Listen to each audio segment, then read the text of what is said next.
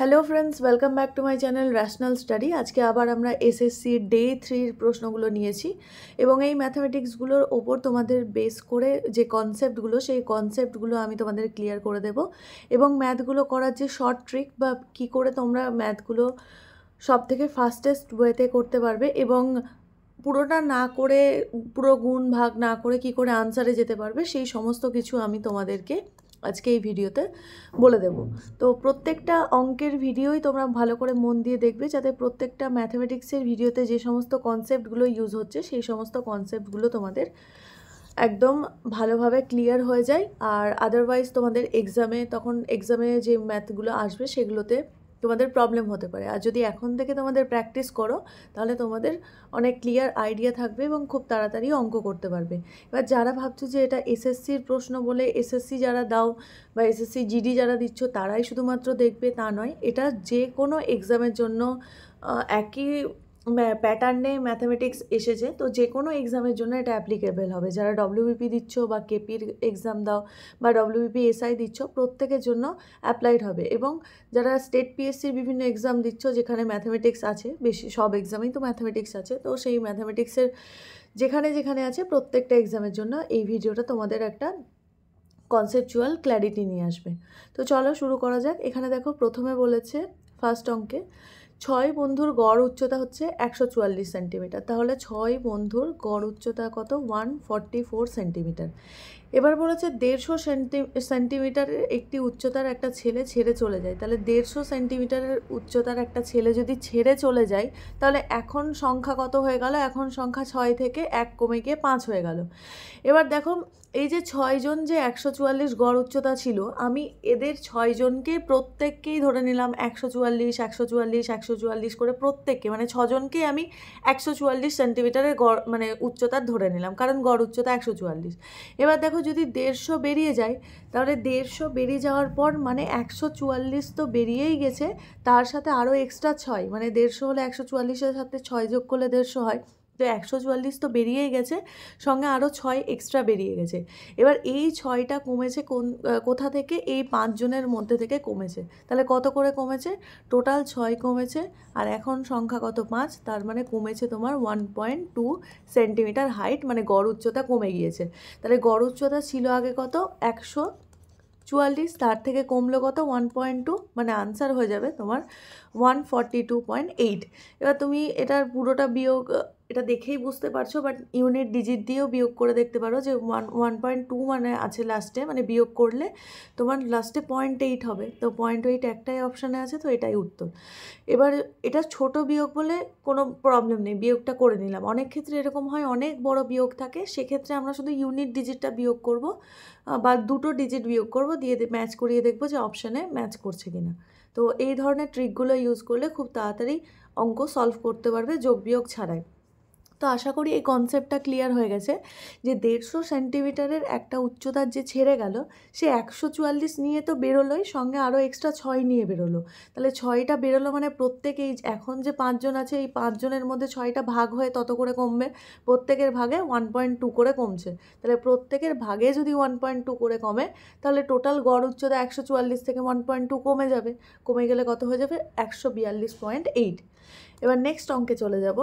এখানে বলেছে দেখো একটি চেয়ারের ধার্য মূল্যকে আমরা কি দিয়ে লিখি? মার্ক প্রাইস, এমপি দিয়ে লিখি। ধার্য মূল্য কত বলেছে? ধার্য মূল্য বলেছে 5,000 টাকা। এবার নেক্সট দেখো বলেছে ক্রমিক দুটি 10% এবং 1% ছাড় দেওয়ার পর চেয়ারটি 3150 টাকায় বিক্রি করা হয়। তাহলে এক্সের ভ্যালু কত? এবার দেখো বিক্রি করা হয় মানে বিক্রয় মূল্যকে আমরা কি লিখি? সেলিং প্রাইস, মানে এসপি দিয়ে লিখি। তাহলে এসপি কত? 3150। এবার দেখো লাভ ক্ষতি সবসময় আমরা কিন্তু ক্রয় মূল্যের ওপর করি, কিন্তু যখনই ধার্য মূল্য দিয়ে দেবে তখন আর ছাড় দেবে, ছাড় অলওয়েজ আমাদের ধার্য মূল্যের ওপর হয়। তাহলে ধার্য মূল্যের ওপর যদি ছাড় বের করতে চাও, তাহলে কি করে বের করবে? মার্ক প্রাইস থেকে তোমার এসপি বিয়োগ করো, তাহলে ছাড় পেয়ে যাবে। ছাড় কতটা? ছাড় হচ্ছে 5,000 থেকে 3,150 বিয়োগ করো, তাহলে 0, 10 থেকে 5 বাদ দিলে 5, 10-এর হাতের এক এখানে এলো, 10 থেকে 2 বাদ দিলে 8, 10-এর হাতের এক এখানে এলো, 5 থেকে 4 বাদ দিলে 1, মানে 1850 টাকা আমার কি হচ্ছে? ছাড়। এবার ছাড়ের পার্সেন্টেজ বের করো। পার্সেন্টেজ বের করলে কী করব, এই যে কতটা ছাড় হলো সেটা বাই নিচে কার ওপর ছাড় বের করব, অলওয়েজ মার্ক প্রাইসের ওপর ছাড় হয়, মানে ধার্য মূল্যের ওপর, তাই নিচে 5,000, আর যেহেতু পার্সেন্টেজ বের করব তাই 100 দিয়ে গুণ। তো 0 0 কেটে গেল, 0 0 কেটে গেল, 0 0 কেটে গেল। এটাকে 5 দিয়ে ভাগ যাবে, 5 দিয়ে ভাগ করলে কত হয়, 3 5 15, 3 35, 5 7 35, মানে 37%। তাহলে ওভারঅল আমি 37% আমি ছাড় পাচ্ছি। এবার দেখো আমি তোমাদেরকে শিখিয়েছিলাম যে ক্রমিক ছাড় দিয়ে কি করে বের করতে হয়। আমার ওভারঅল ছাড় হচ্ছে 37%, কিন্তু একেবারে দেয়নি। কিভাবে দিয়েছে, 10% আর X%। তাহলে পরপর যদি 10% আর X% ছাড় দেয়, তাহলে সেক্ষেত্রে কি করে বের করতে হয়, 10 + X মাইনাস, যেহেতু ছাড় হয়েছে তাই minus 10x/100 equals to overall ছাড় কত, 37%। তো 37 লিখলাম। তো এখানে দেখো 0, এই 0টা কেটে গেল, তার মানে আলটিমেট পড়ে থাকলো x - x/10। তাহলে x - x/10 ইকুয়ালস টু 37, আর 10টা এই সাইডে এসে মাইনাস হবে, তাহলে কত হয়ে যাবে, 37 থেকে 10 বাদ দিলে 27। এবার দেখো এটা যদি ক্যালকুলেট করো, ভগ্নাংশের গুণ ভাগ যোগ বিয়োগ সব আমি শিখিয়ে দিয়েছি, ম্যাথামেটিক কনসেপ্ট সিরিজে পেয়ে যাবে বা সাকসেস ব্যাচে পেয়ে যাবে, যে কোনো একটা থেকে তোমরা দেখতে পারো। তো এখানে বিয়োগ করলে হয়ে যাবে 9x/10 ইকুয়ালস টু 27। তাহলে 9 দিয়ে 27কে কাটলো 3, তাহলে এক্সের ভ্যালু হয়ে গেল, 3 10 30, 10টা ওই সাইডে গিয়ে গুণ হয়ে যাবে, তো 30%। তো সঠিক উত্তর হয়ে যাবে এখানে 30%। নেক্সট অঙ্ক দেখো, বলেছে 4টি সংখ্যার গড় হচ্ছে 52। প্রথম দুটি সংখ্যার গড় অন্য দুটি সংখ্যার গড়ের থেকে 3 গুণ। ঠিক আছে, তাহলে প্রথম দুটি সংখ্যার যোগফল কত। তাহলে প্রথম দুটি সংখ্যার গড় যদি অন্য দুটো সংখ্যার গড়ের 3 গুণ হয়, তাহলে আমি ধরে নিচ্ছি অন্য দুটো সংখ্যার গড় হচ্ছে, গড়কে a ধরে নিচ্ছি। তাহলে অন্য দুটো সংখ্যার গড় যদি a হয়, তাহলে তাদের যোগফল হয়ে যাবে 2a প্লাস। এবার দেখো, এবার বলেছে যে অন্য দুটো সংখ্যার গড় হচ্ছে তোমার এ যদি ধরলাম, তাহলে অন্য দুটো সংখ্যার যোগফল হয়ে যাবে 2a। এবার হচ্ছে যে বলেছে দেখো অন্য দুটি সংখ্যার গড় থেকে 3 গুণ, তার মানে তার আগের যে মানে আগের সংখ্যা দুটোর গড় হচ্ছে তাহলে 3a, আর 3 এর সংখ্যার যোগফল কত, যোগফল হচ্ছে তোমার 2 × 3a মানে 6a। তাহলে অন্য দুটো সংখ্যার গড় যদি a হয়, তাহলে তার যোগফল 2a হবে। আর আরেকটা প্রথম দুটো সংখ্যার যদি, এটা শেষ দুটো সংখ্যার গড় a হলে তার যোগফল হচ্ছে 2a হবে, কারণ কি দুটো সংখ্যার যেহেতু, তাই 2 দিয়ে গুণ হলো। এখানেও দুটো সংখ্যা আছে, প্রথম দুটো সংখ্যা, কিন্তু গড় বলেছিল 3 গুণ, তাই গড়টাকে 3 গুণ করে দিয়েছি। এবার দেখো এখানে বলেছে দুটো সংখ্যা, তার যোগফল কত হয়ে যাবে 6a। তাহলে ইকুয়ালস টু কী হয়ে যাবে, টোটাল হলো 4টে সংখ্যার গড় 52, তাহলে 4 × 52। কেন 4 × 52 হলো, কারণ এই সাইডেও সংখ্যাগুলো 4টে সংখ্যা যোগফল হলো, তাই এই সাইডেও আমাকে 4টে সংখ্যা যোগফল করতে হলো। যোগফল করলে কত হলো, 4 × 52। এবার দেখো এখান থেকে করতে পারবে, 6 আর 2 8a ইকুয়ালস টু 4 × 52। তাহলে 8 দিয়ে করে কেটে দাও, এটাকে করলে 2 দিয়ে করলে এটা 26। তাহলে a এর ভ্যালু হয়ে গেল 26। এবার বলেছে দেখো প্রথম দুটো সংখ্যার যোগফল কত। তাহলে ফার্স্ট দুটো সংখ্যার যোগফল কত, প্রথম দুটো সংখ্যার যোগফল এখানে দেখতে পাচ্ছি আমাদের কত আছে 6a। তাহলে 6 এর ভ্যালু কত, a এর ভ্যালু যদি 26 হয়, তাহলে 6 এর ভ্যালু হয়ে যাবে 6 × 26। তাহলে আলটিমেটলি যেটা গুণ করে আসবে সেটা হচ্ছে 6 6 36 6, একটাই অপশানে আছে ইউনিট ডিজিট, এটাই করে দেবো। বা তোমরা নিজেও করতে পারো, 6 6 36 6, হাতে 3 3 6 2 12 আর 3 15, তো 156 হয়ে গেল সঠিক উত্তর। নেক্সট অঙ্ক দেখো, এখানে বলেছে এ এবং বি যথাক্রমে 20 দিন এবং 60 দিনে একা একটি কাজ সম্পন্ন করতে পারে। তারা একসাথে কাজ শুরু করে, কিন্তু এ কিছুদিন পরে কাজ ছেড়ে চলে যায় এবং বি 12 দিনের মধ্যে বাকি কাজ শেষ করে।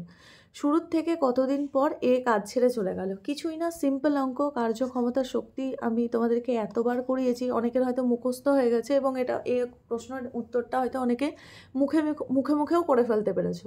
তো এ দেখো 20 দিনে করে, বি করে 60 দিনে।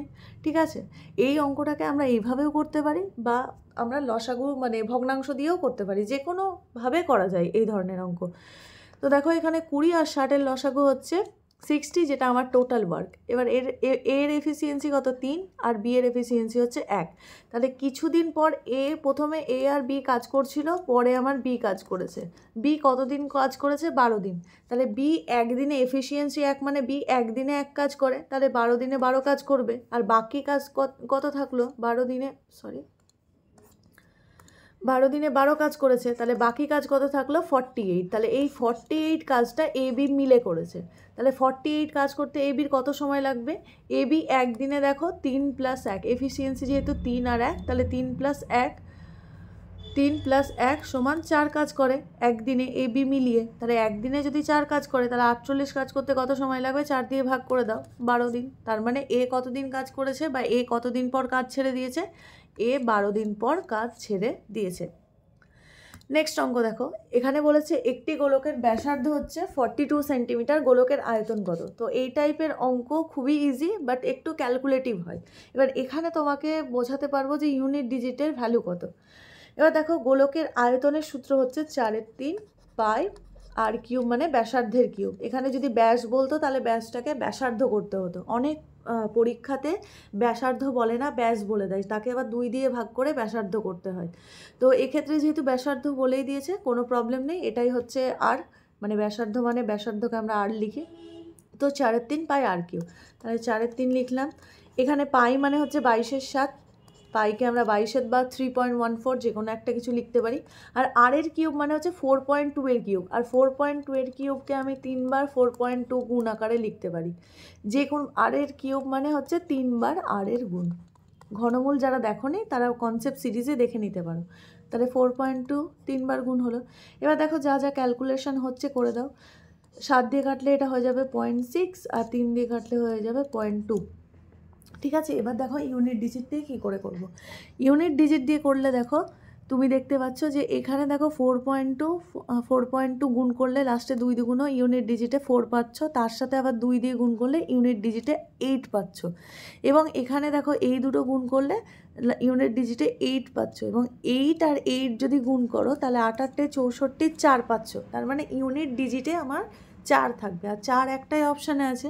তাহলে সঠিক উত্তর হয়ে গেল এখানে অপশান 4। পুরো গুণ করার কোনো দরকার নেই, আমি ইউনিট ডিজিট দিয়ে সম্পূর্ণ অঙ্কটা করে ফেললাম। জাস্ট ইউনিট ডিজিটটা ক্যালকুলেট করবে। এবার কোনো ক্ষেত্রে যখন ইউনিট ডিজিট দিয়ে ক্যালকুলেট করা ডিফিকাল্ট হয়ে যায়, তখন সেক্ষেত্রে দুটো ডিজিট যদি আলাদা থাকে তাহলে দুটো ডিজিট ক্যালকুলেট করে বাকিটা করে নিতে পারো।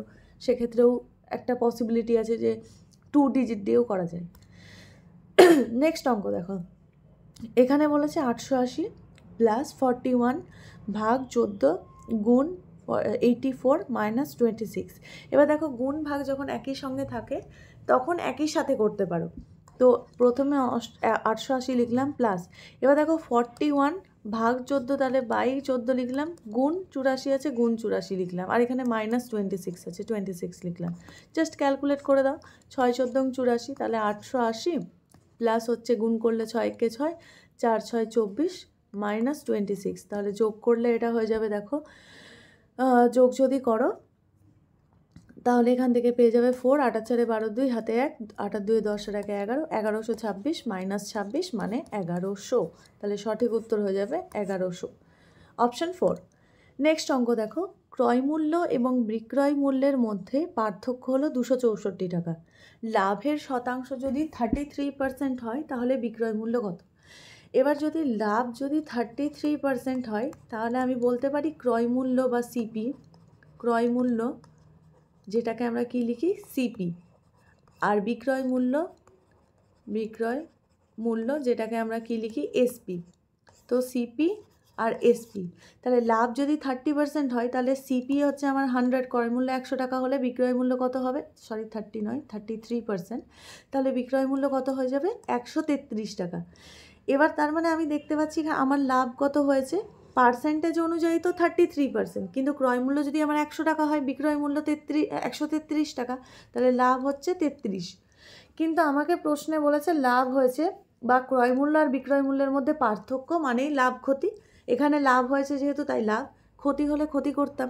তো ক্রয় মূল্য বিক্রয় মূল্যের মধ্যে পার্থক্য আমি দেখতে পাচ্ছি 33, তাহলে এই 33-এর ভ্যালুই হচ্ছে 264 টাকা। তাহলে একের ভ্যালু কত? একের ভ্যালু ডিরেক্ট 33 দিয়ে তুমি ভাগ করে দিতে পারো। তাহলে ফার্স্টে 11 দিয়ে ভাগ করলে আমি দেখতে পাচ্ছি 11 দুগুণ 22, 4 11 44, 24 হবে। তারপর আবার 3 দিয়ে ভাগ করলে 8 হবে। তার মানে 33 দিয়ে যদি ভাগ করো 264কে, তাহলে 8 হবে। তো 8 হলো। তাহলে 1-এর ভ্যালু হচ্ছে 8। এবার তাহলে বিক্রয় মূল্য কত টাকা? বিক্রয় মূল্য হয়ে যাবে, দেখো 1-এর ভ্যালু যদি 8 হয়, বিক্রয় মূল্য আমার 133। তাহলে 133-এর ভ্যালু হয়ে যাবে 8 × 133। জাস্ট গুণ করে দিলাম। তাহলে গুণ করলে কত হয়ে যাবে? গুণ করলে হয়ে যাবে তোমার 3 8 24। লাস্টে দেখো অপশান আমি 4 পাচ্ছি, কিন্তু এখানে দেখো অনেকগুলো অপশানে ইউনিট ডিজিটটা 4 রয়েছে, তো আমাকে পুরো গুণটাই করতে হবে। ছোট গুণ, কোনো অসুবিধা নেই। 3 8 24 4, হাতে থাকলো 2। 3 8 24 আর 2 26 6, হাতে থাকলো 2। 3 আর 2 8 1 8 আর 2 10। তো আমি ইউনিট ডিজিট দিয়েও বুঝতে পারছিলাম যে কোনটা আনসার হবে। অপশান ইউনিট বলছি, সেকেন্ড ডিজিটটা দিয়েও বুঝতে পারছিলাম যে আনসার কী হবে। তো 1064 টাকা।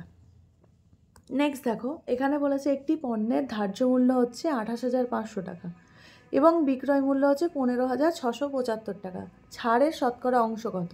তাহলে ধার্য মূল্য মানে হচ্ছে এমপি দিয়ে লিখি কত? 28,500। আর বিক্রয় মূল্যকে আমরা কি দিয়ে লিখি? এসপি। কত? 15,675 টাকা। তাহলে ছাড় কতটা পাচ্ছি? ছাড় আমি পাচ্ছি 10 থেকে 5 বাদ দিলে 5, 10-এর হাতের আগে এখানে হলো 10 থেকে 8 বাদ দিলে 2, 10-এর হাতের এক এখানে এলো 15 থেকে 7 বাদ দিলে 8, 15-র হাতের এক এখানে এলো 8 থেকে 6 বাদ দিলে 2, 8 থেকে 6 বাদ দিলে হলো 2, এবং এখানে হচ্ছে 2 থেকে 1 বাদ দিলে 1, মানে 12,825 টাকা হলো ছাড়। এবার ছাড়টা কার ওপর ডিপেন্ড করবে? আমার ধার্য মূল্য কত তার ওপর। তাহলে ধার্য মূল্য হচ্ছে 285, মানে ছাড় সবসময় আমি ধার্য মূল্যের ওপর ক্যালকুলেট করব। তো ছাড় বাই ধার্য মূল্য, যেহেতু পার্সেন্টেজ চেয়েছে তাই 100 দিয়ে গুণ। তো 0 0 কেটে গেল, 0 0 কেটে গেল। এবার দেখো 5 দিয়ে কাটতে পারো, 5 দিয়ে কাটলে এটা হয়ে যাবে 5 7 5 5 25, 3 35, 5 7 35। 5 দিয়ে কাটলে এটা 5 দুগুণ 10, 2 28, 5 5 25, 3 32, 5 6 30, 2 25, 5 5 25। এবার দেখো আবার এটাকে দেখতে পাচ্ছি যে 3 দিয়ে কাটাকুটি যাবে। 3 দিয়ে করলে 19, আর 3 দিয়ে করলে এটাকে 3 8 24, আর 24 করলে এটা হয়ে যাবে 1 16, 3 5 15, 1 15, 3 5 15। এবার 19 দিয়ে কাটো। 19 দিয়ে করলে কত হয়ে যাবে? দেখতে যখন পাচ্ছ এখানে 5 আছে আর একটাই অপশানে 5 আসা পসিবিলিটি আছে, 19 দিয়ে গুণ করলে সেটা হচ্ছে 45। তোমরা বিয়োগ করেও দেখতে পারো, গুণ করেও দেখতে পারো, তো কোনো প্রবলেম নেই। বা এটাও করতে পারো 19, এটা 19 রয়েছে, তাহলে যদি 20 দিয়ে গুণ করো, 45কে যদি তোমার 20 দিয়ে গুণ করে তার থেকে যদি বিয়োগ করে দাও, বিয়োগ করে দাও, মানে 19কে যদি তুমি 20 - 1 লেখো, তার সাথে যদি 45 গুণ করো, তাহলে গুণ করে হয়ে যাবে এটা তোমার 900 - 45, তাহলে 855ই হয়। যে কোনোভাবে তুমি চেক করে দেখে নিতে পারো যে অঙ্কটা তোমার ঠিক আছে কিনা। বা একটাতেই, মানে এখানে যেহেতু 5 আছে, কোনো অপশান পসিবিলিটিই হচ্ছে না, তো একটাই অপশান পসিবিলিটি যে এটা 45 দিয়েই কাটা যাবে। নেক্সট অঙ্ক দেখো, এখানে বলেছে একটি সিনেমার টিকিটের মূল্য 80% বৃদ্ধি করা হলো, 80% বাড়ানো হলো। এবার বলেছে তার ফলে দর্শকের সংখ্যা 25% আমার কমে গিয়েছে। যখনই এই টাইপের অঙ্ক আসবে না, তখনই এটা পরপর ক্রমিক ছাড় বা ছাড় বৃদ্ধির ওই অঙ্কগুলো দিয়ে করে নেবে। এবার দেখো এটা তো বেড়েছে, এটাকে পজিটিভ নিলাম, বাট এই 25%টা কমেছে, আমি দুটোকে একই জিনিস দিয়ে করতে পারবো। তাহলে দুটোকে একই জিনিস বানাতে গেলে কি করতে হবে? আমি কি করছি, এটাকেও আমি তোমার কনভার্ট করে নিচ্ছি বৃদ্ধিতে। তাহলে বৃদ্ধিতে কনভার্ট করলে আমি বলতে পারি -25% বেড়েছে।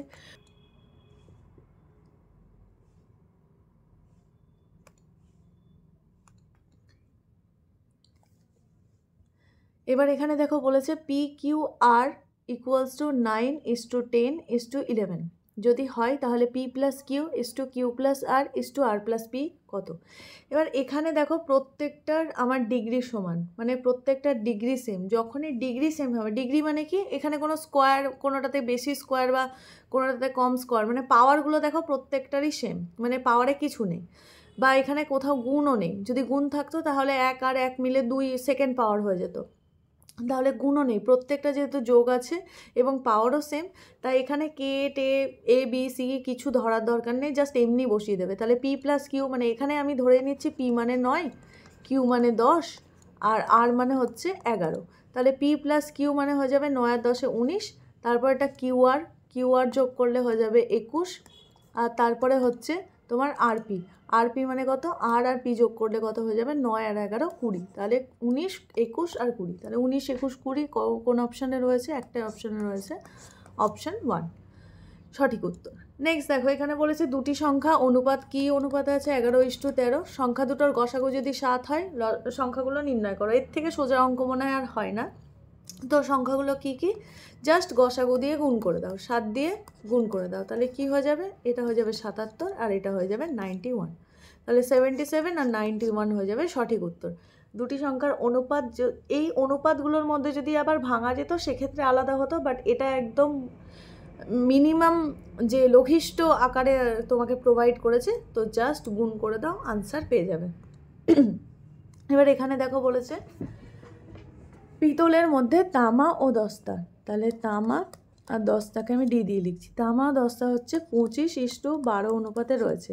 এবার বলেছে 370 কেজি পিতলের মধ্যে কত পরিমাণ তামা থাকবে, তো এটাও খুব ইজি অঙ্ক, জাস্ট তামার ভ্যালু হচ্ছে 25 আর টোটালটার পরিমাণ কত, টোটালটার পরিমাণ 37, এবার 370-এর মধ্যে ভ্যালু দেখে নাও কত হচ্ছে, বা এটাও করতে পারো যে যোগ করে 37 পাচ্ছি, 37-এর ভ্যালু 370, তাহলে 1-এর ভ্যালু 10, তাহলে তামার ভ্যালু হয়ে যাবে 25-এর ভ্যালু হয়ে যাবে 250, এটাও করতে পারো বা এইভাবেও করতে পারো, 10 মানে 250 কেজি তামা থাকবে। যদি দস্তা বলতো তাহলে 12 দিয়ে গুণ করতাম, 120 কেজি হতো।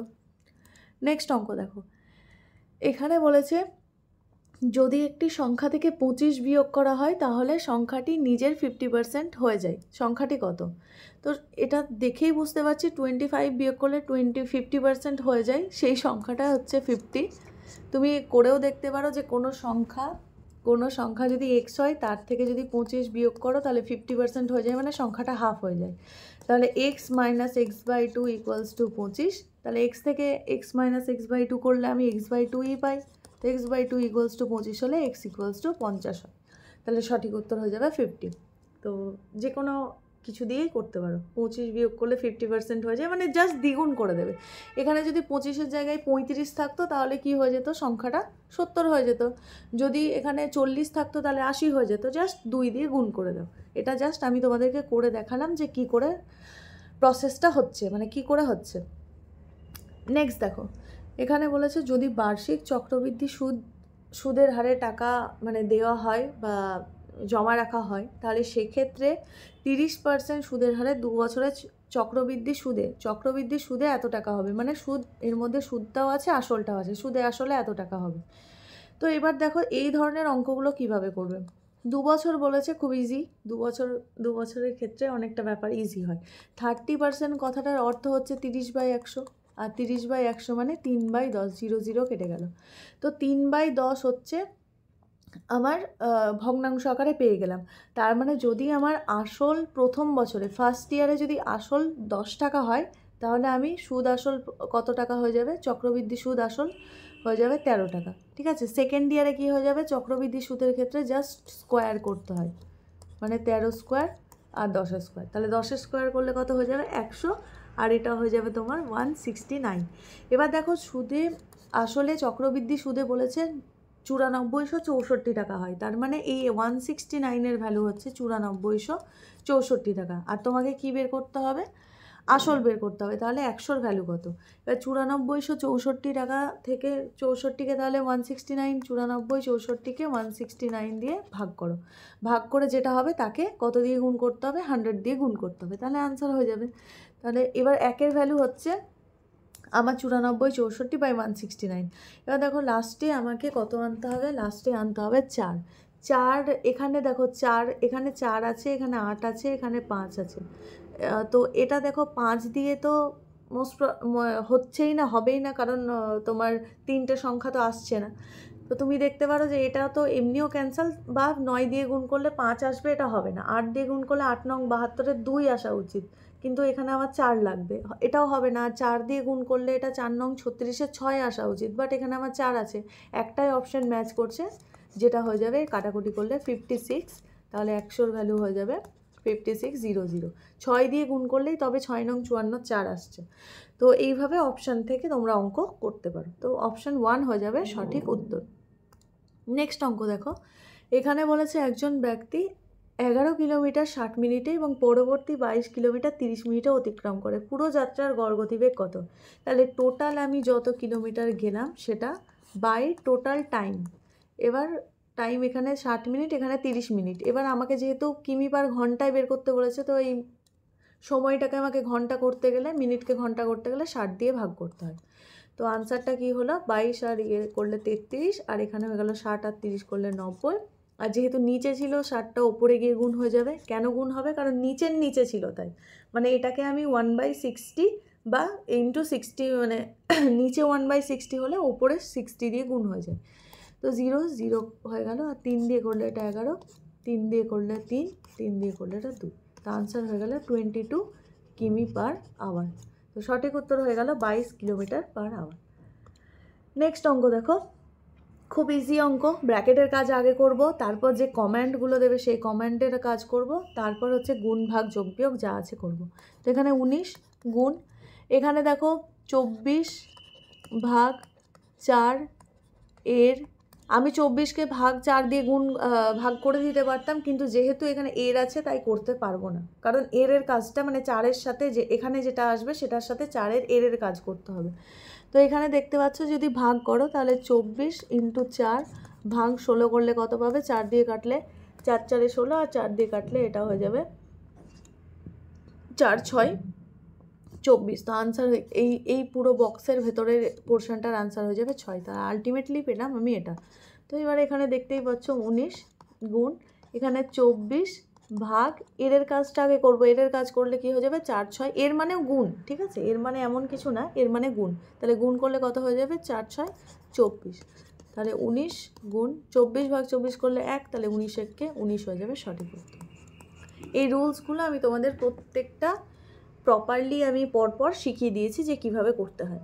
নেক্সট অঙ্ক দেখো, এখানে বলেছে যদি একটি টেবিলের বিক্রয় মূল্য তাই ক্রয় মূল্যের 25% হয়, তার মানে ক্রয় মূল্য আর এখানে হচ্ছে বিক্রয় মূল্য। বলেছে ক্রয় মূল্যের 25%, মানে ক্রয় মূল্য যদি 100 টাকা হয় তাহলে বিক্রয় মূল্য কত? 25% মানে 25 টাকা। এবার বুঝতে পারছো ক্ষতি কতটা হচ্ছে? ক্ষতি হচ্ছে আমার 75 টাকা। এবার 75 টাকা ক্ষতি কিসে হচ্ছে? 100-তে হচ্ছে। এটা যদি অন্য কিছুতে হতো তাহলে আমাকে 100-তে কনভার্ট করতে হতো পার্সেন্টেজ করলে, বাট যেহেতু এটা 100-তেই হচ্ছে তাই ক্ষতি ইজিলি আমি করে দিলাম 75%, আর কিচ্ছু করার দরকার নেই। নেক্সট দেখো, এখানে বলেছে 18 জন পুরুষ 13 দিনে একটা কাজ শেষ করে, তাহলে 54 জন পুরুষ একই কাজ কত দিনে শেষ করবে? এবার আমি তোমাদেরকে একটা জিনিস বলেছিলাম, যখন লোক সংখ্যা বেড়ে যাবে তখন কি দিন আমার কম লাগবে। এবার কতটা কম লাগবে? দেখো লোক সংখ্যা 18 জন পুরুষ 13 দিনে করছিল, লোক সংখ্যা আমার কত গুণ বাড়লো? 3 গুণ বাড়লো, মানে সময় 3 কম, মানে 3 ভাগ কম লাগবে, মানে 13/3 হয়ে যাবে সঠিক উত্তর। মানে এখানে যেহেতু 3 গুণ করেছি তাই আমাকে এটা ম্যাচ করাতেই হবে, মানে 18 × 13 = 54 × ডে, এটা ম্যাচ করবে। কখন ম্যাচ করবে? যখন আমি এদিকে 3 গুণ, এটাকে 3 গুণ বাড়িয়েছি, মানে এটাকে 3 গুণ ততটা পরিমাণেই কমাতে হবে। তো যেহেতু এটাকে 3 গুণ বাড়িয়েছি, এটাকে 3 ভাগ করতে হবে। তো নেক্সট অঙ্ক দেখো, এবং আজকের ফাইনাল অঙ্ক। এখানে দেখো, এখানে বলেছে 16 × 9 × 4 13 করে দিলাম, মাইনাস 13 × 14 আছে করলাম, আর নিচে 50 মাইনাস 12 12 24। তো এখানে দেখো কি হবে, 13 যদি কমন নিয়ে নাও তাহলে পড়ে থাকবে 16 মাইনাস 14, 16 মাইনাস 14 করলে 2, আর এখানে 50 থেকে তোমার বিয়োগ হবে 24, তাহলে 50 থেকে 24 বিয়োগ করলে কত হয়ে যাবে? 26। এবার জাস্ট ইজিলি ক্যালকুলেট দেখেই বুঝতে পারছো আনসার 1 হবে, তাও ক্যালকুলেট করে দেখিয়ে দিচ্ছি। তো 13কে 26 দিয়ে করলে 2, 2কে 2 দিয়ে করলে 1, তাহলে সঠিক উত্তর হয়ে যাবে অপশান 1। তো আমরা 20টা প্রবলেম সলভ করলাম, এবং 20টা প্রবলেমের মধ্যেই তোমাদের কিছু কিছু কনসেপ্ট আমরা শিখে নিলাম, এবং অনেক কনসেপ্ট এবং কিছু শর্ট ট্রিক্স, আর কিছু কিছু অঙ্কের মধ্যে কি করে ইউনিট ডিজিট দিয়ে আনসার বের করা যাবে সব কিছু আমরা শিখলাম। তো নেক্সট আরও এরকম অঙ্কের ভিডিও নিয়ে আসবো, দেখা হচ্ছে পরের ভিডিওতে। এখনকার জন্য টাটা।